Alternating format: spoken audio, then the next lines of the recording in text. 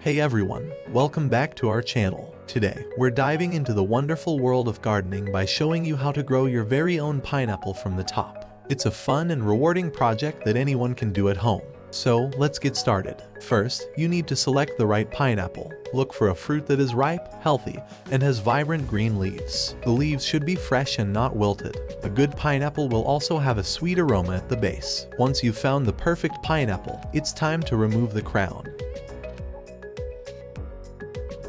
To remove the crown, you can either twist it off gently or use a sharp knife. If you're using a knife, make sure to cut just below the crown to avoid damaging it. If there's any fruit flesh attached to the base of the crown, it's important to trim that off. This is crucial because any leftover flesh can rot once we place it in water. Next, strip away some of the lower leaves to expose the stem.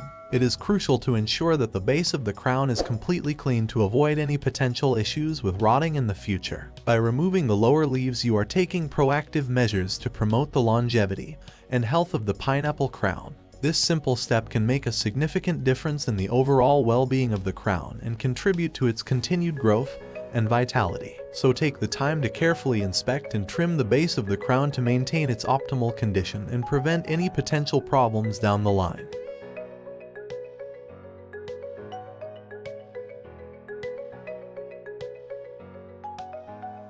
Now, with a sharp knife, cut the bottom of the pineapple stem until you expose small root buds. These are tiny round structures that will develop into roots. Then place the crown in a dry, shaded place for about a couple of days, 5 to 7 days before planting. This will permit the cut end and the leaf scars to heal and prevent rot.